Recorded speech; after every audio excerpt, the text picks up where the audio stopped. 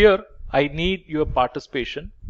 Look at this. There is a company which has made or achieved a sales of 100 crore by incurring expenses of 60 crore and reporting profit of 40 crores. So now I have a question for you. The question is, what is the cash generated by this business? Sales is 100, expenses are 60, profit is 40. So what is the cash generated by this business? The cash generation can be equal to profit when they have realized their entire sales of 100 crore and met their or paid their entire expenses of 60 crore.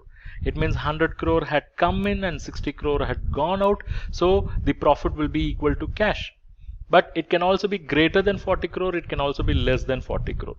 It can be greater than 40 crore when you have realized the entire sales and you have paid only part of the expenses. So here you have cash as 70 crore. And it can be less than 40 crore when you have realized only the part of the sales and you have paid full expenses, okay, or most of the expenses. So you have realized only 70 crore but you have paid entire 60 crore. So here your cash is only 10 crore, okay. And this can also undergo a change. This cash of 70 crore can come below 40 crore. It can even come below, it can come below 70 crore. It can even come below 40 crore. And this cash of 10 crore can go above 10 crore. It can even go above 40 crore. How? Let's say a loan has been repaid 40 crore.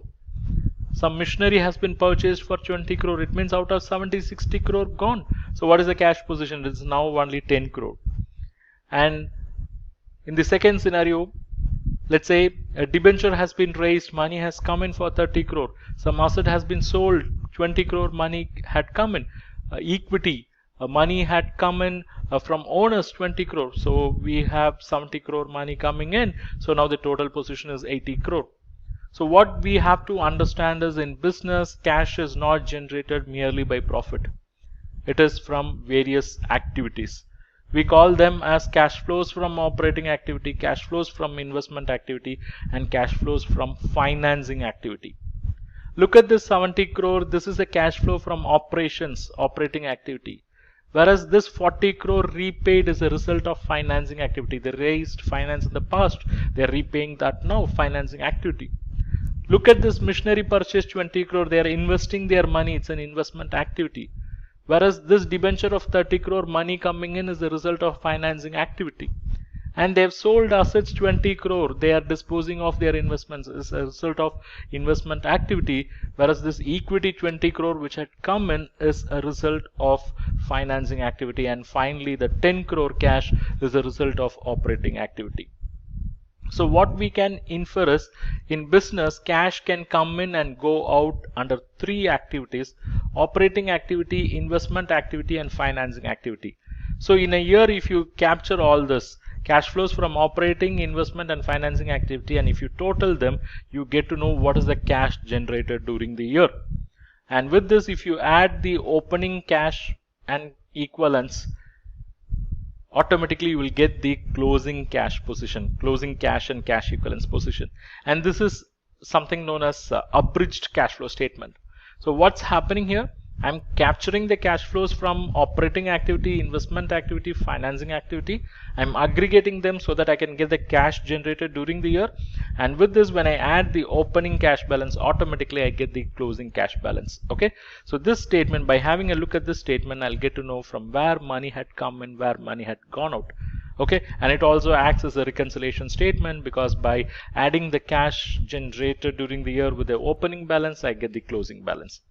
Let me show you a real life cash flow statement. It will look something like this, with many line items and subline items. But being part of bank executive, being part of bank, your focus should be on how to read the cash flow statement, because the preparation of cash flow statements are taken care by accountants. So you should know where you have to keep your eyes. Okay, look at this cash flow from operating activity. It's a positive figure of 4,60,600. Look at this investment activity. It is a negative figure of 1,75,000. So the positive figure of 4,60,600 from operating activity means they've run their business for one full year, and from operations they've made a positive cash. Whereas investment activity negative figure means they have paid 1,75,000. Cash had gone out to the extent of 1,75,000 because they have made some investments. So some other assets have come in. So if you want to know what are those assets, you have to go back to the statement. Look, they have purchased plant and machinery. They have purchased some investments. Then look at the next key item, that is investment activity. Sorry, financing activity. The next key item is financing activity, and it is a negative cash of 2,70,000. It means to that extent cash had gone out. And if you want to know what are those components, you can go to the cash flow statement and you can see. And now if you add all the three, you get to know what is the cash generated during the year, and it's 15,600. So when I look at this, what I infer is they made 4,60,600 from their operations, and they use their own money for making some investments, and despite spending on investment they had so much of money, so they are very easily settling their financial obligations, and despite all this they still have positive cash of 15,600. And here we need not worry because they made so much of money, but everything has gone out. We need not worry because look at their opening cash and cash equivalent position. They already had 1,50,000. So this 1,50,000 plus what they've made during the year, if you add, still at the end of the year their position is really comfortable. It's actually better than the previous year. Previous year it was 1,50,000, and at the end of the current year it is 1,65,600. So when I look at the cash flow statement, things are looking too good.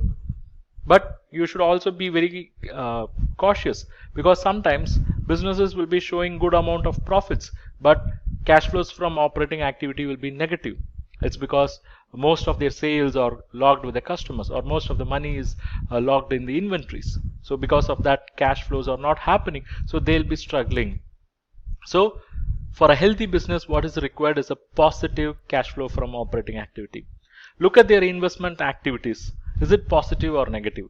Positive means they are disposing of their investments. They are getting some money out of investments. If they are disposing of their investments, if they are selling their investments, what assets are they selling? Are they selling the core assets or non-core assets? If they are selling the core assets, then the question of going concern will arise. Because by selling their core assets, how they will continue their operations in future? Or if they are selling their non-core assets, it's a good strategy, because they are infusing liquidity into the business by disposing of the assets which are not required for running the show.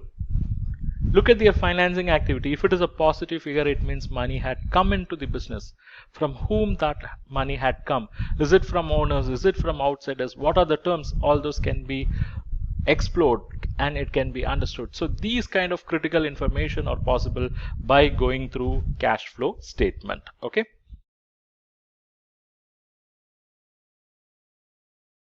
Are you a bank executive looking to advance your career in credit or advance profile in SME and corporate banking? Do you want to learn the pre-sanctioned credit and financial analysis skills that are essential for success in this field? If so, then our course, Credit and Financial Analysis Mastery Bundle, for bankers, is for you. In this comprehensive and structured online course, you'll learn the pre-sanctioned credit underwriting process, covering credit analysis and financial analysis specific to SME and corporate banking credit. You'll be guided through each and every step of the process, from understanding the basics of credit analysis to assessing term loans as a banker. With 15 modules and a variety of ebooks and other resources, you'll have everything you need to master this highly sought-after skill. Our course is pre-recorded, so you can access it any time, at your own pace, without disturbing your official working hours. Plus, you can access it as many times as you'd like and even download it to your mobile device for offline viewing. When you complete the course, you'll receive a certificate of completion. And with lifetime Q&A support through our Telegram group, you'll have access to the guidance and support you need to succeed. Don't miss this opportunity to advance your career in credit and financial analysis. Enroll in our course today and take the first step towards a successful banking career.